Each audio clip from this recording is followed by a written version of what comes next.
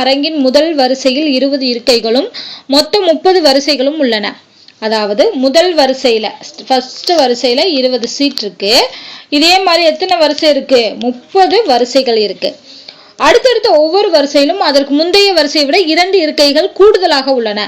அப்ப செகண்ட் ரோல 22 வரிசை சீட் இருக்கும், அடுத்ததுல 24.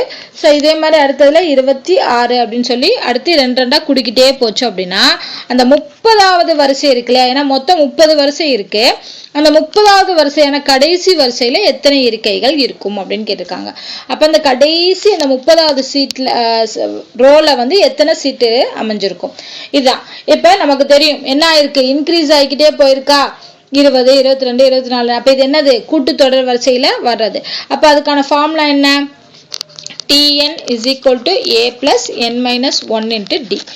இங்க என்னங்கிறது என்ன? 30 வரிசைன்னு சொல்லிட்டாங்க. அப்ப இந்த T30ங்கிறத கால்குலேட் பண்ண, அதாவது 30வது வரிசையில எத்தனை சீட் இருக்குன்னு தான் நம்ம கால்குலேட் பண்ணணும்.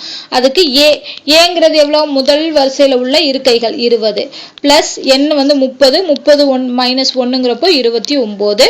டிங்கிறது என்ன? 2 இன்க்ரீஸ் ஆகுதா, அதுதான் டி. ஸோ அப்போ இது 2.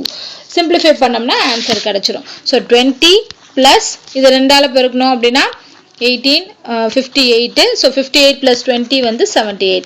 அப்போ இந்த 30வது வரிசையில எத்தனை இருக்கைகள் இருக்கும் அப்படின்னு கேட்டாங்கன்னா 78 இருக்கைகள் இருக்கும்.